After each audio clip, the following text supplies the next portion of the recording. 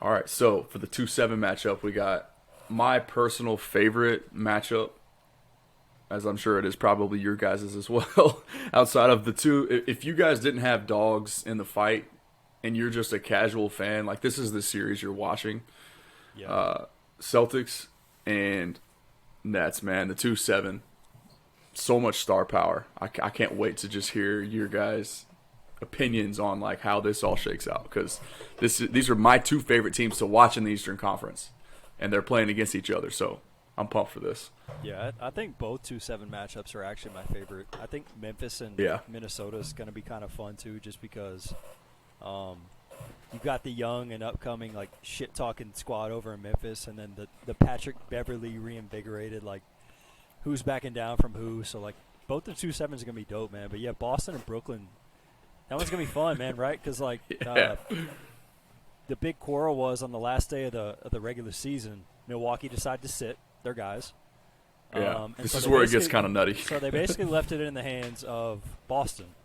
If Boston won, they got the 2 seed, which obviously the 7-8 was not decided yet, but everybody had a pretty good idea that Brooklyn was going to beat Cleveland just because Cleveland's too depleted at that point. Yeah. So if Boston won, they got the 2. If they decided to lose and tank against the Grizzlies, who were also tanking, so maybe Boston would have won anyways. Anyway, if they lost, they would have fallen to the 4 spot and played Toronto in the 4-5 hole. There's a lot of talk about who the unvaccinated guys are on Boston. I'm getting off topic really quick, but so we don't have that list yet, right? Yeah, so them and the Sixers declined comment when they were asked, whereas every other team said they were 100%. Of course, with Philly, we found out Matisse Thybulle's not vaxxed. There's a lot of talk with Boston that Jaylen Brown is not vaxxed. So everybody's like, why did they win? I would have avoided the Nets at all costs. Like, why would they do this? That, to me, is probably why. Because I don't know that they – Toronto is – we'll get to them in a sec, but they're a lot better than their seeding. So Boston, Brooklyn, man, that's going to be dope. Right? You've got no Robert Williams. You've got – obviously, Kevin Durant, Kyrie Irving, and the crew there versus, the team that's, Zach Lowe's referenced this a couple times, basically been the 96 fucking Bulls since the All-Star break. They've been destroying everybody in front of them, Robert Williams in there or not. That one's going to be fascinating, man. You've got one of the best defensive teams in the league versus... Yeah. That's what I kind of wanted to get to as well. Yeah, versus like the two whole best element. Isolation scorers in basketball.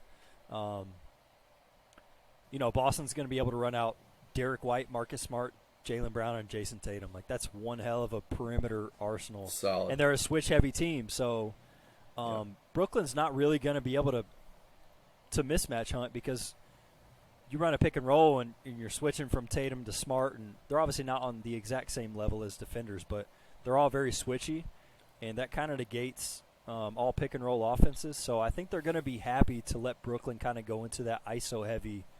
I'm happy to watch you dribble for 10 seconds a la James Harden and go try to shoot something over the top, and we'll live with that.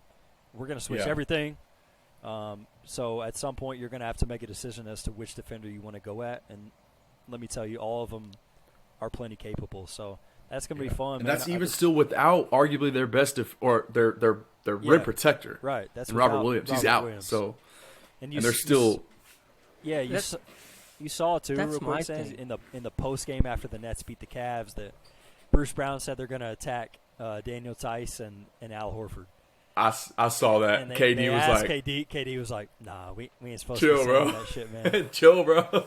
So, and Bruce Brown's been playing really good ball too. Like, I'll be curious to see him, downhill. If Boston doesn't switch defensively, that means they're not going to be trapping KD and Kyrie up top, which means those pocket passes aren't going to Bruce Brown. Like, you saw them tear up the Cavs with the Bruce Brown pocket pass that led to him either getting a floater at the rim or he'd dump off a lob to Nick Claxton, who was sitting in the dunker spot. So if Boston switches everything, that pocket pass is not going to be there. You're not going to be down numbers. There's no weak side help rotation that needs to go on. They're going to play straight up 4-on-4, 5-on-5, and just go play ball.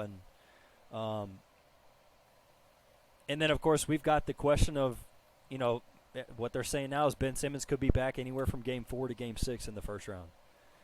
And I don't know how I feel about that personally, but that's coming from everybody right now.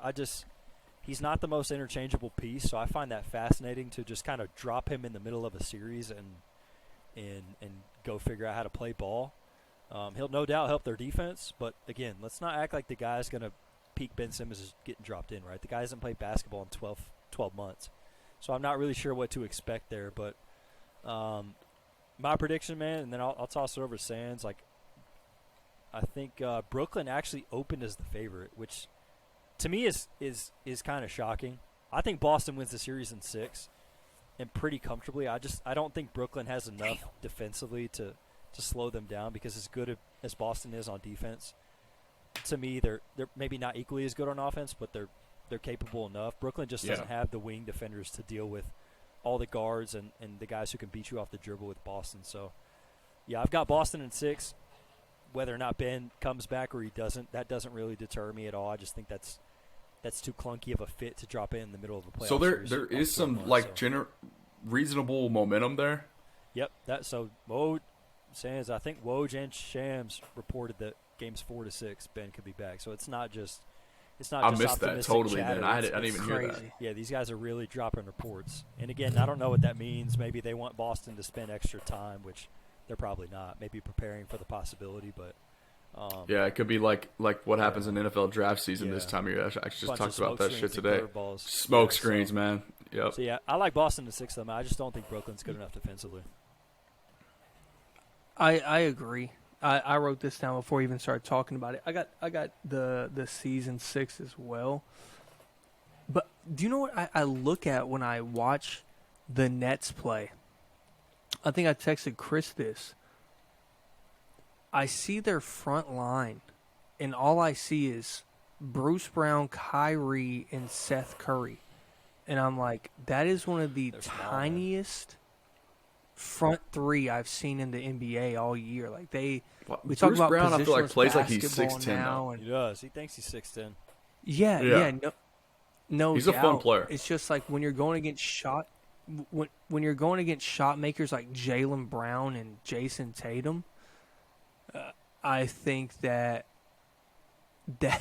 you can play like you're 6'10" all you want, because people that are 7 foot play like they're 7 foot on KD. It don't matter. Yeah, that's fact. That ain't matter. And so when you got, I just see that front. And the thing is, we always just talk about KD and Kyrie and stuff. And as a Heat fan, like I said, this is how I talk about series as well. When you have such a top-heavy roster, what do those role players look like? We know KD and Kyrie. Steve Nash don't know what the hell he's doing out there as a coach. He's just hugging Kevin Durant. We know they're going to play 42 to 48 minutes. For real, 48 minutes. But what is that depth doing? What does Claxton actually do? Like, what is Andre Drummond going to do in the playoffs? Like, I love this, want to know it. And I know that he's not getting extended minutes. Why doesn't mainstream NBA media talk about this? I don't know, and I'm glad you brought up Drummond, too. Like, I want to touch on that. He's starting games, but you're seeing he's not finishing a lot of shit. And I saw it at some point at all. The Knicks game, when they were down 21, the Nets came back at MSG.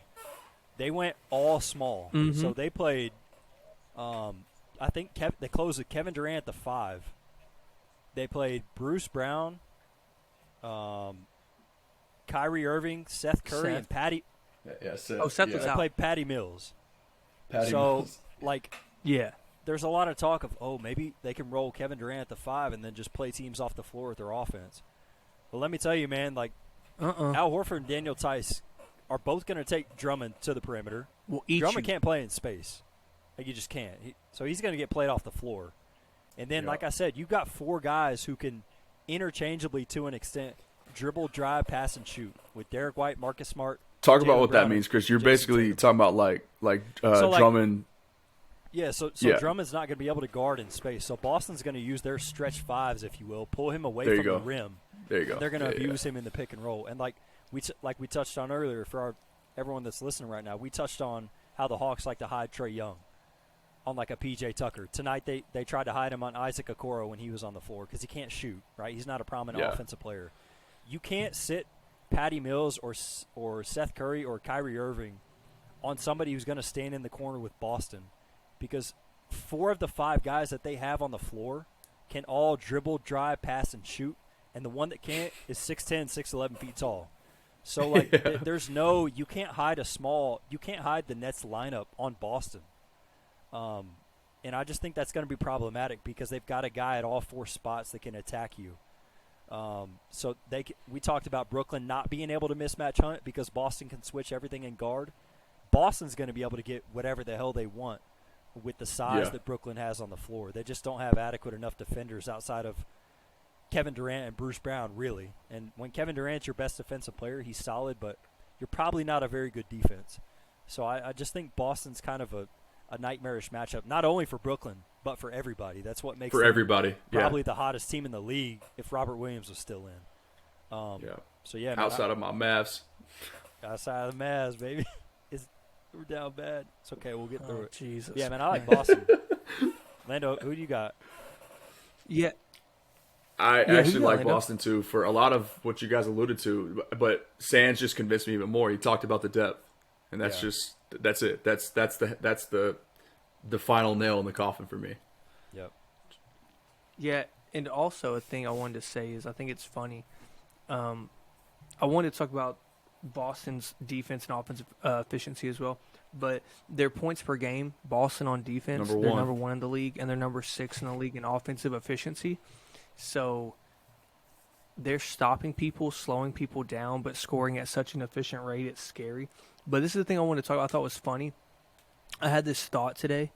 It's like I feel like almost 80% to 60%, like 60 to 80% are picking against Brooklyn. But if Brooklyn wins this series, the narrative starts of them being the East favorites to win the championship. I'm saying it now. The narrative will start if they win a first-round series that they are the favorites to win the East. I promise you that is what they're going to run with. And then people are just going to, like Stephen A. is going to come on there and be like, well, I told you, they had Kevin Durant, the best player alive. Like, he's going to do that. And then he's going to be like, I don't know, but Milwaukee, but, you got to watch out for the Nets. And it's like, okay, bro, you gave me a wishy-washy answer again. I mean, honestly, that's though, like Stephen A. Sands right there. I don't even think it's unwarranted, though, because if you can get by Boston, in my opinion, you could beat anybody in the East. So they get by Boston, that Milwaukee Nets, that's going to be a pick'em series in most people's eyes.